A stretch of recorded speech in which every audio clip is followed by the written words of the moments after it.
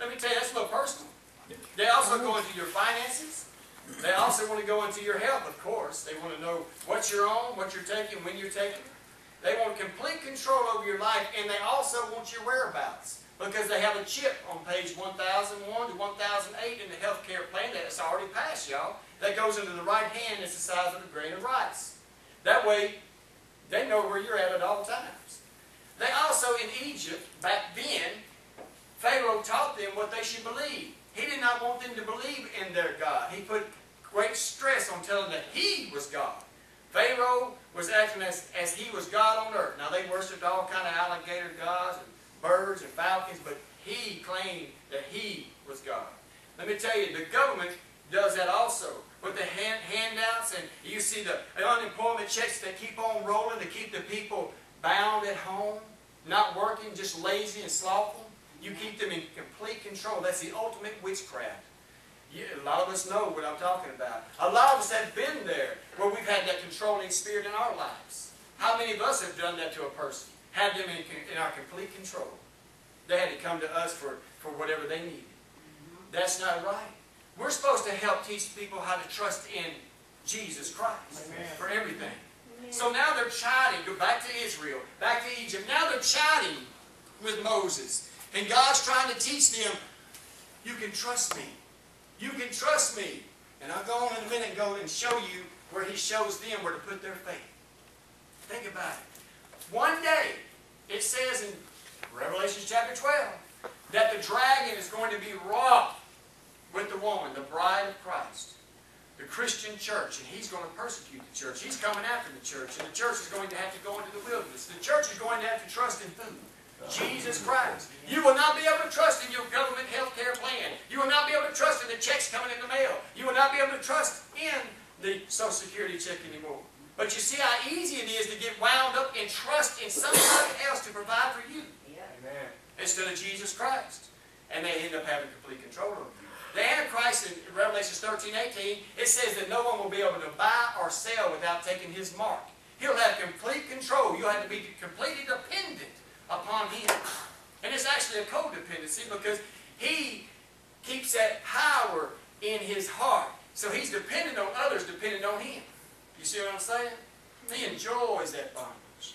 And the children of Israel have been set free from it, but they haven't learned how to trust the Lord in the wilderness. If we had to leave America and leave all of our stuff behind and leave all these features we have here in America, think about it. If we get hungry, there's a restaurant on every corner.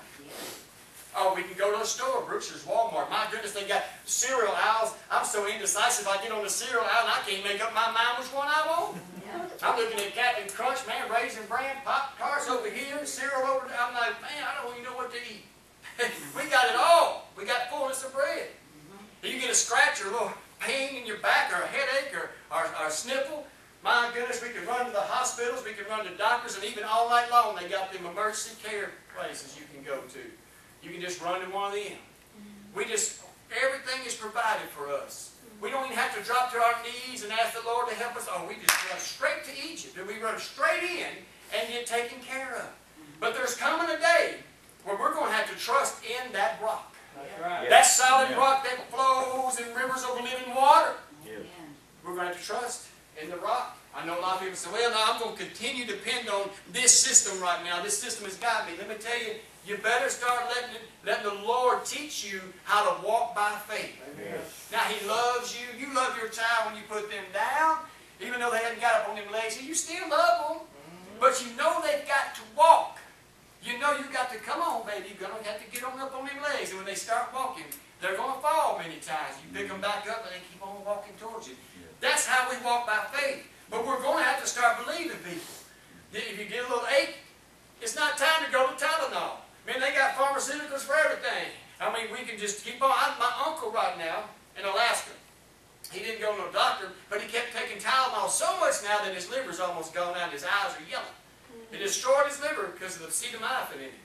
People, these things may be a temporary solution. And God may have used it for a season. But there's coming a time where you will have to submit to Pharaoh to get it. I'm telling you. Now, it may not be in your lifetime. Some of us may go on to be with the Lord before all these things happen. We don't know. But I'm telling you one thing, this is true. Nature never changes and history repeats itself. As it happened back then, it's going to happen again. And I'm telling you, the thing about it, if you'll trust Him, when He brought them out of Egypt, there was none feeble among them. Praise God. None feeble. I promise you, He can touch you. So they're chiding against Moses, and Moses goes to God, and God starts showing him something. Go to verse 4. And Moses cried unto the Lord, saying, What shall I do unto these people? They be almost ready to stone me. Me as a preacher, sometimes I feel the same way. There's words that come out, and I can feel the stones already. The spiritual stones hit me without the hymn books flying. I can feel the stones coming out. Oh yeah. And then when these things get put on the Facebook or in the computer system and people start watching, I can feel the stones. And believe me, sometimes I get some stones through some words. But you know what? The Lord is trying to train us up. And eventually He will show them people that are casting the stones what He's trying to do with them too. I promise you, if we hear from the Lord, we are supposed to give the word He puts on our heart. And I know this sounds hard. Well, I've got to quit going. I didn't say quit going to the doctor or quit going to the hospital. I'm not saying I'll throw your medicine away. I'm telling you, you need to get with Jesus. If you'll get with Jesus, He will lead and guide you in what you should do. There are some of us that need to start doing that because we become addicted. And there are some of us that have not become addicted, but we become maybe a little bit dependent or trusting in something a little bit too much. You know what I mean? It's personal for each and every one of us. You can't just come up here and make some doctrine they used to do like in the 70s. You can't watch TV. Well, my goodness, there's a lot of educational things that do come off the TV, but there's a lot of trash. But you've got to discern that. You've got the Holy Spirit yourself. So I can't put no rule over you. God lives inside you now. Emmanuel, God with us. So He teaches you how you should do things, not me.